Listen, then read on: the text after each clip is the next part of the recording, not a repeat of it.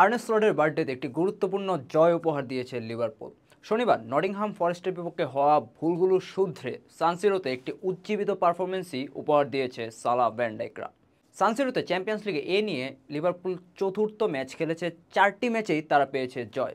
ইতিহাসের একমাত্র ক্লাব হিসেবে এসি মিলান ও ইন্টার মিলানের হোম গ্রাউন্ডে একাধিক ম্যাচ খেলে 100% রেকর্ড রাখার রেকর্ড শুধুমাত্র লিভারপুলের। কালকের ম্যাচটা আসলে কেমন ছিল, ম্যাচ অ্যানালাইসিস করার আগে আমরা আসলে দুই ক্লাবের কনটেক্সটে একটু বুঝে নেই। মিলান লিভারপুল দুই দলেই এই সিজনে নতুন কোচ নিয়ে মাঠে নেমেছে। তারা দুই দলেই ক্লাবের হায়ারার্কি থেকে শুরু করে ক্লাবের ওভারঅল সেটআপে অনেক পরিবর্তন এনেছে। লিভারপুলের পরিবর্তনগুলো নিয়ে আমরা আগেও কথা বলেছি, ট্যাকটিক্স নিয়ে আমরা একটি ভিডিও বানিয়েছি। বাট মিলানের অবস্থাটা আসলে কি? আমরা জানি যে মিলানে গত কয়েক মৌসুমে তাদের ম্যানেজার ছিল স্টেফান পিওলি। গত মৌসুমে শেষে ক্লাব ছেড়ে গিয়েছেন। এই মৌসুমে তাদের নতুন ম্যানেজার হিসেবে যোগ দিয়েছেন পাওলো ফনসেকা। এছাড়া ক্লাবের হায়ারার্কিতেও কিছু পরিবর্তন এসেছে। আমরা জানতাম যে পাওলো মালদিনি ক্লাবের বোর্ডের একজন মেম্বার ছিলেন, তিনি ক্লাব ছেড়ে গিয়েছেন। এদিকে জলাতান ইব্রাহিমোভিচ ক্লাবের সিনিয়র অ্যাডভাইজার হিসেবে যোগ দিয়েছেন।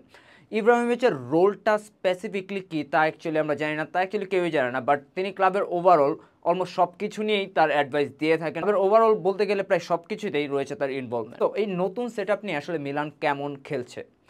মাঠের অবস্থা খুব একটা ভালো না। তারা এই মৌসুমে এখন পর্যন্ত 5 ম্যাচ খেলেছে, এর মাঝখানে মাত্র একটিতে জয় পেয়েছে। তারা 5 ম্যাচে মোট 9 গোল হজম করেছে। সো বুঝতেই পারছেন তাদের ডিফেন্সের অবস্থা মোটেও ভালো না, এবং এটা নিয়ে তাদের ক্লাবের ওভারঅল অবস্থা নিয়েও ফ্যানদের মাঝখানে ব্যাপক কনসার্ন রয়েছে। সো ক্লাবের মেইন বসটা আসলে কে, এটা নিয়েও রয়েছে কনসার্ন। আমরা জানি যে ম্যানেজার পাওলো ফনসেকা, বাট ইব্রাহিমোভিচেরও একটি গুরুত্বপূর্ণ রোল রয়েছে ক্লাবের যে কোনো ডিসিশন মেকিংয়ে। এবং ফনসেকা এবং ইব্রাহিমোভিচের মাঝখানেও ছোটোখাটো একটা দ্বন্দ্বের আভাস ইতিমধ্যে পাওয়া যাচ্ছে। ক্লাবের ড্রেসিং রুমেও হালকা কোন্দল শুরু হয়ে গিয়েছে। ক্লাবের স্টার প্লেয়ারদের সাথে ফনসেকার শুরুতেই অ্যাকচুয়ালি হালকা দ্বন্দ্ব শুরু হয়ে গিয়েছে। এটা নিয়েও ফ্যানদের মাঝখানে ব্যাপক কানাঘুষা রয়েছে। ফ্যানদের মাঝখানে ফনসেকার নিয়োগ থেকে শুরু করে তার প্রাথমিক যে ট্যাকটিক্স সেটা নিয়েও ব্যাপক অসন্তোষ রয়েছে। সামার এসি মিলান 15-20 মিলিয়ন ইউরোতে বেশ কয়েকজন ফ্রিঞ্চ প্লেয়ার কিনেছে, যাদের মধ্যে রয়েছে এমারসন রয়্যাল, আলভারো মোরাতার মতো প্লেয়ার। নতুন প্লেয়ারদের মধ্যে কেউ এখনও তাদের যাচ্ছে না পারলেও ক্রিশ্চিয়ান পুলিসিক, যাকে গত মৌসুমে কিনেছিল এসি মিলান, তিনি কিন্তু ক্রমেই ক্লাবের স্টার প্লেয়ার হয়ে উঠছেন। গতকালকের ম্যাচেও তিনি প্রথম গোলটি করেছিলেন এবং ক্লাবকে একটা আভাস দিয়েছিলেন এই ম্যাচে একটা আপসেট করার। সো এখন আমরা অ্যানালাইসিসে আসি, কালকের ম্যাচটা আসলে কেমন হয়েছে, কালকের ট্যাকটিক্যাল ব্যাটেলগুলো আসলে কেমন ছিল। সো মিলান এবং লিভারপুল দুই টিমেরই ফরমেশন কিন্তু সেম। তারা 4-2-3-1 ফরমেশনে তাদের ফিল্ড প্লেসমেন্ট করে থাকে, অর্থাৎ পজিশনে থাকা অবস্থায় তাদের ফরমেশন থাকে 4-2-3-1। যখন তারা পজিশন হারায়, আউট অফ পজিশন, তাদের ফরমেশন হয়ে যায় 4-2-4। এখানে নাম্বার 10 উপরে উঠে যান, উপরে উঠে গিয়ে এরকম একটি ব্লক তৈরি করেন। এবং আমরা জানি যে লিভারপুল স্পেশালি তারা হচ্ছে তাদের ডিফেন্সিভ লাইন এবং অ্যাটাকিং লাইনকে খুব কনজাস্টেড করার ট্রাই করে। তো ব্যাপারটা এরকম দাঁড়ায়, আউট অফ পজিশন তাদের ফরমেশনটা এরকম হয় 4-2-4, বেশ কম্প্যাক্ট। এসি মিলানের ফরমেশনও সেম, বাট তারা এতটা কম্প্যাক্ট হয়তো থাকে না। সো এই ফরমেশনের সুবিধা বা অসুবিধাটা কি? সুবিধা হচ্ছে আপনি যখন সামনের 4জন রাখেন, তারা 4জনই হচ্ছে সামনে প্রেস করছে। সো এখান থেকে বল বের করে আনাটা খুব কঠিন হয়ে যায় অপোনেন্ট দলের জন্য। সো আপনার ডিফেন্ডারের পায়ে বল আছে এবং এখানে 4জন ফরওয়ার্ড একসাথে প্রেস করে যাচ্ছে। এখান থেকে আপনার বল বের করাটা খুবই কঠিন হয়ে যায় এবং এখানে আপনার বল হারানোর সম্ভাবনাটা অনেক বেড়ে যায়। বাট আপনি যদি কোনোভাবে বলটা এখান থেকে মিডফিল্ডে নিতে পারেন, তখন কিন্তু একটা নিউমেরিক্যাল সুপিরিয়রিটি পেয়ে যাবে আপনার দল। এই যদি কোনোভাবে এই 4জনকে পাস করে এদিকে বলটা পাঠাতে পারেন, তাহলে কিন্তু টেবিলটা আবার উল্টে যাবে। এদিকে অবস্থাটা এরকম দাঁড়াবে, আপনার 6জন এবং অপোনেন্ট টিমেরও 6জন প্লেয়ার আছে, 6 ভার্সেস 6। অথবা আপনি আরেকটা কাজ করতে পারেন, আপনি 2 ফুল ব্যাককে উপরে তুলে দিতে পারেন। এই 4জন যদি প্রেস করে গোলকিপারকে বা এই 2 সেন্টার ব্যাককে, তারা হচ্ছে লং বল খেলতে পারে এই পাশে এই 2 ফুল ব্যাকের কাছে। গতকালকে যেটা মাইক ম্যানিয়ন করেছিলেন শুরুতেই, এবং মিলানের যে প্রথম গোলটা সেটা কিন্তু শুরু হয়েছিল মাইক ম্যানিয়নের একটা লং বল থেকেই।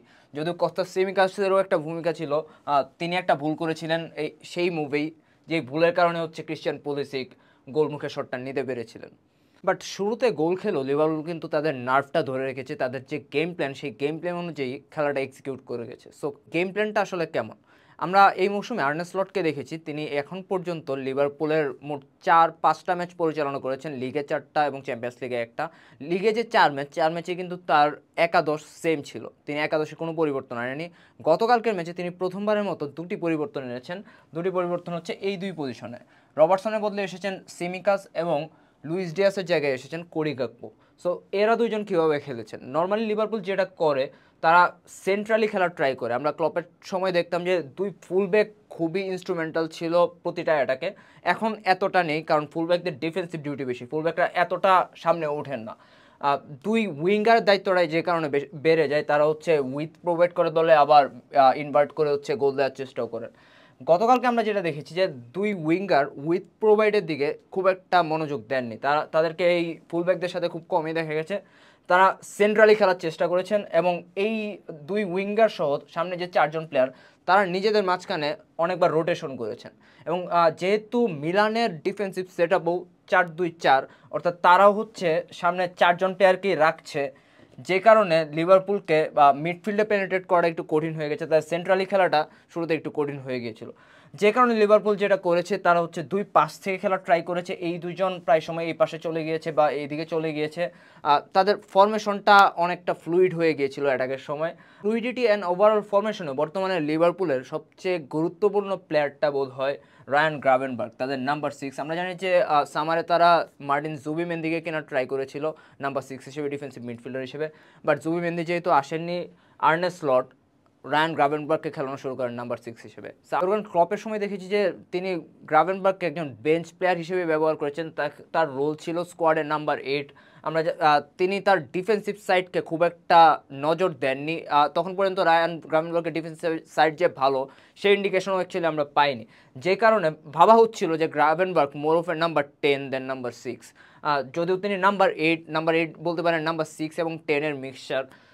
তিনি নাম্বার 8 পজিশনে অ্যাডভান্স রোলে মূলত খেলতেন, কারণ আমরা জানি যে তার বল প্রোগ্রেশন, তাদের সামনে যে পাসিং পাওয়ার, তার যে পাসিং রেঞ্জ সেটা অনেক ভালো, সেটা ব্যবহার করেছে লিভারপুল। বাট তার ডিফেন্সিভ অ্যাবিলিটি খুব একটা ভালো ছিল না। তিনি গত সিজনে অনেকবার বল হারিয়েছেন, বাট এই সিজনে পুরোপুরি ডিফারেন্ট একজন গ্রাভেনবার্গকে আমরা দেখছি।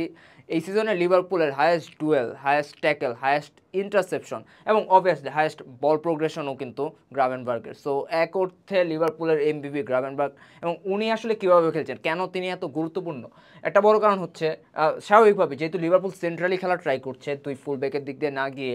সো প্রায় সময় যেটা হয়, বল প্রোগ্রেশনটা হয় গ্রাভেনবার্গের মধ্য দিয়েই। ধরেন মিডফিল্ডে একটা টাইট স্পটে আছে লিভারপুল, অথবা মানে ডিফেন্ডাররা এখান থেকে বল পাঠাবেন, মিডফিল্ড দিয়ে প্রোগ্রেস করবেন বলটা। সো ব্যাপারটা কেমন হয় যে ভ্যান ডাইক পাঠালেন গ্রাভেনবার্গকে, এখানে একজন তাকে মার্ক করে আছে, তাকে টার্ন করে তিনি বলটা আবার নিবেন, নিয়ে হচ্ছে সামনে সবজলাই বা কোনো একজন উইঙ্গারকে খুঁজে নেবেন একটা লম্বা পাসে। অথবা এরকম হতে পারে মিডফিল্ডে লিভারপুল বল উইন করলো, কোনো একভাবে ডিফেন্ডারের পা থেকে লিভারপুল বল উইন করলো, যেটা হচ্ছে গ্রাভেনবার্গ নিলেন। গ্রাভেনবার্গ বল দখল করার সাথে সাথে হচ্ছে তিনি হচ্ছে সামনে একটা লং পাস খেলবেন। লিভারপুল তখন ফরওয়ার্ড রান নেওয়া শুরু করবে, সামনে এই 4 ফরওয়ার্ড, তাদের মাঝখানে একজনকে তিনি পিক করবেন, তারপর তারা অ্যাটাকে উঠবে। আমরা গতকালকে লিভারপুলের যে থার্ড গোলটায়, সেই গোলটা ছিল এরকম যে গ্রাভেনবার্গ তখন এখানে ছিলেন, এসি মিলান এখানে বল হারায়, যেটা হচ্ছে গ্রাভেনবার্গ পান এবং তিনি সরাসরি সামনে হচ্ছে নাম্বার 10 সবজলাইকে বলটা পাঠান একটা লম্বা পাসে। সবজলাই এখান থেকে কোডি গাকপোর কাছে বলটা পাস করেন, কোডি গাকপো বল নিয়ে সরাসরি বক্সে চলে যান, তার সাথে যান হচ্ছে এই দুইজনও।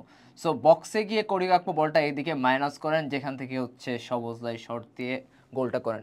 সেটাই ছিল ওপেন প্লে থেকে গতকালকের ম্যাচে লিভারপুলের একমাত্র গোল। তাদের বাকি দুটি গোল কীভাবে ছিল, দুটি গোল ছিল সেট পিস থেকে। সো আমরা জানি যে লিভারপুল সেট পিস থেকে, যদিও তাদের অনেক লম্বা লম্বা প্লেয়ার আছে, বাট সেট পিস থেকে তারা খুব একটা সুবিধা করতে পারছে না, অ্যাটলিস্ট আর্সেনালের মতো তো নাই। সো সেট পিসের দিকে তারা এক্সট্রা নজর দিচ্ছে, কারণ গতকালকের ম্যাচে আমরা দেখেছি, গতকালকের আগের ম্যাচে অ্যাকচুয়ালি নটিংহাম ফরেস্টের বিপক্ষে কিন্তু লিভারপুল অনেক ট্রাই করেছে, বাট তারা ডিফেন্সে খুব একটা মানে বক্সে খুব একটা পেনেট্রেট করতে পারেনি। যদিও তাদের পজিশন বেশি ছিল, অনেক বেশি ছিল ফরেস্টের তুলনায়, তারা অ্যাটাক বেশি করেছে, তাদের শটও বেশি ছিল, কিন্তু তারা পেনেট্রেশনটা কিন্তু করতে পারেনি। ম্যাচে লিভারপুল টোটাল 8টি কর্নার পেয়েছে, কোনোটিতে কিন্তু গোল হয়নি এবং গোল হওয়ার মতো সুযোগও মানে সেই রকম কর্নারও কিন্তু হয়নি।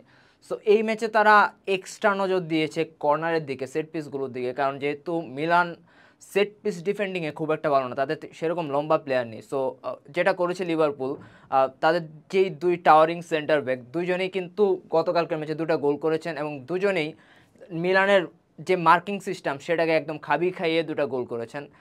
আমরা আশা করতে পারি যে এই সিজনে লিভারপুল তাদের কর্নারে স্পেশালি আরও ইনোভেট করার ট্রাই করবে, কর্নার সেট পিসগুলো থেকে আরও গোল করার ট্রাই করবে। সো এই ছিল আমাদের গতকালকের ম্যাচের অ্যানালাইসিস। সামনে চ্যাম্পিয়ন্স লিগের অন্যান্য ম্যাচের অ্যানালাইসিস নিয়েও আমরা হাজির হয়ে যাব। এর আগ পর্যন্ত সবাইকে ধন্যবাদ।